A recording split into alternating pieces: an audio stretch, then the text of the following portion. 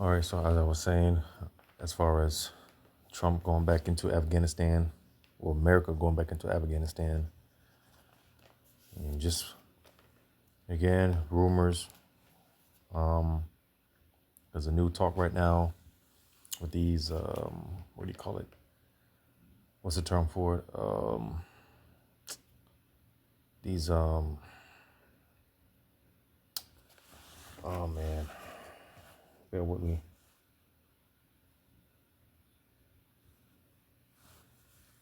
I forgot what it's called.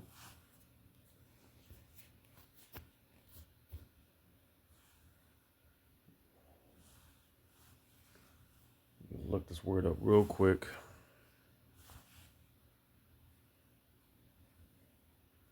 This is with these two videos. I just want to make a point. Because like the scriptures say, when it comes to the mindset of these people, specifically these Americans, they're just going to get caught out. They're like a fish in a net, like the scriptures say.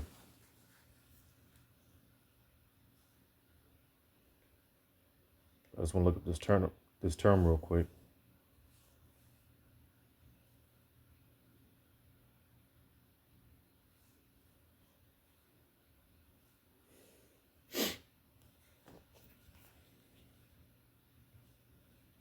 Well, basically these coordinated attacks, basically from the.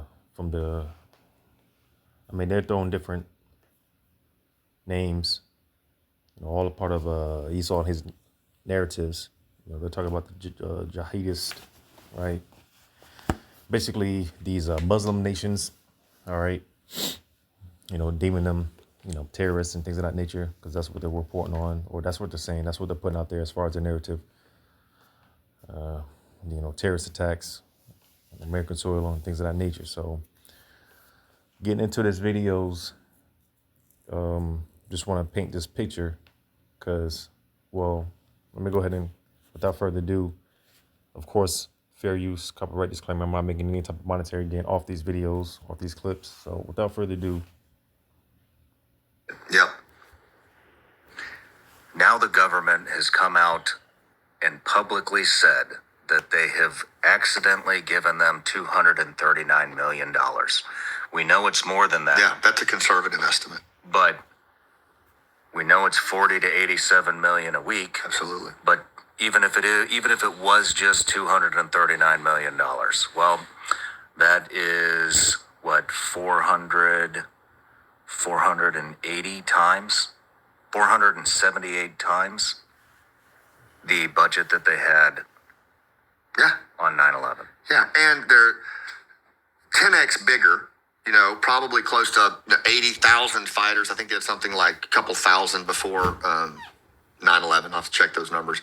And don't forget, too, they just had a couple of operating bases in Afghanistan at that time. You had Tarnak Farms, which is near Kandahar Airfield, and a few others. But you've got every NATO base that we built over there.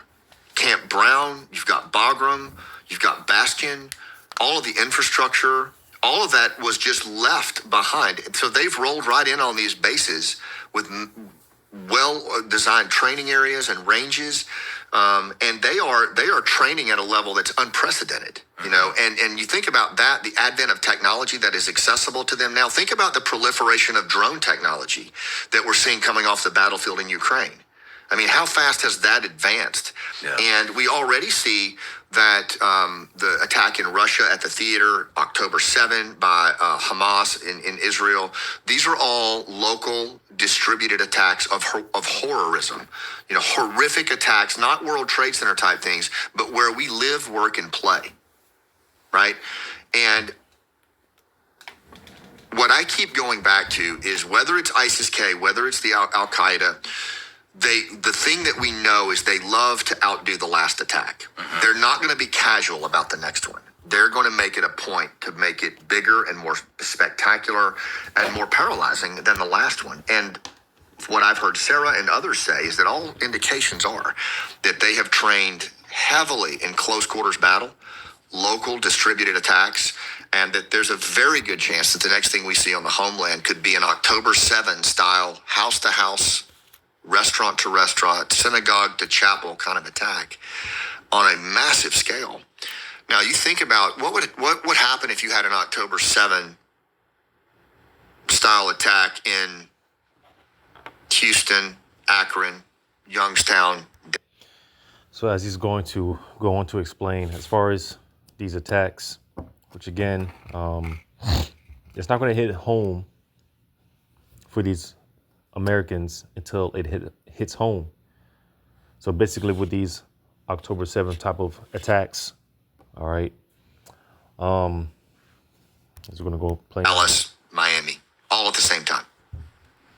I mean, what did the DC snipers do? I mean, think about that. You talk about a 500K budget. Like the DC snipers shot out of the back of a car and shut down the Beltway for weeks. Imagine the systemic paralysis that would result from an October 7 style attack across 6 cities at the same time.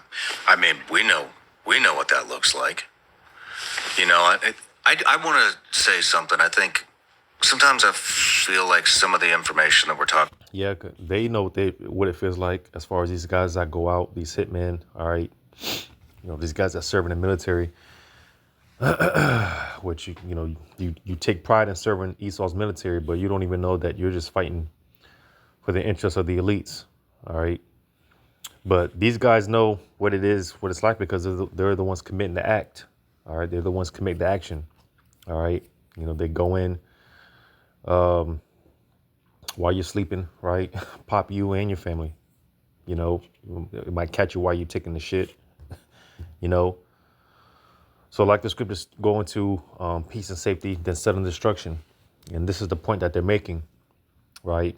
With these October 7th type of attacks. And not just one, because, you know, whatever event that they're planning is going to far outdo the 9/11 event. All right. So it's going to get home. It's going to hit home. About seems a little out there, or maybe not out there because it's all happening. But it's hard for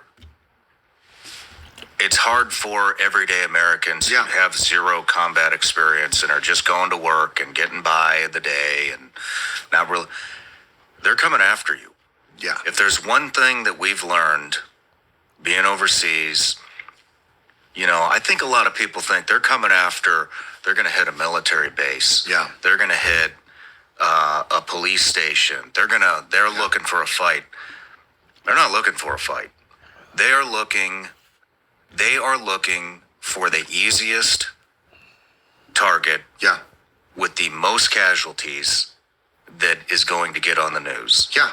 And where do we learn this from? We learn this from their tactics overseas. What do they hit? They hit markets. They hit mosques. They hit public places where there is little to no police or military. And that's what they're going to hit here. They're not coming after you because you're a hard target. They're not coming after me. They're coming after mom and her kids and dad that goes to his office job every day. That's who they're coming after. Yeah. You people better start paying attention to what the fuck is going on, because this shit is going to happen. Yeah. This is going to happen. This isn't a political thing. This is a country with zero borders. They've already caught people. They have no idea how many people have come across already. And this is how these organizations operate. And one other thing, these organizations are not competing against each other anymore. Now it's 21 terrorist organizations working together, training together in Afghanistan with one common goal, and that is us. Yeah, and that's well said. And, you know, they've broken through barriers, even the Shia-Sunni barrier, you know, where Iran is very complicit in their work with Al-Qaeda. We're looking at an unprecedented level of collaboration between state and non-state actors, also Shia and Sunni that was.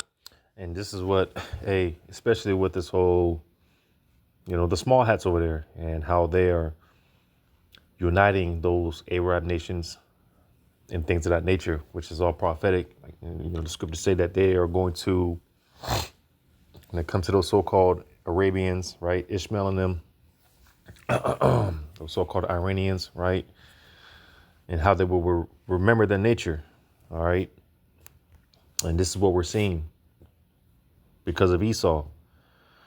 But again, with that being said, and this is the things that these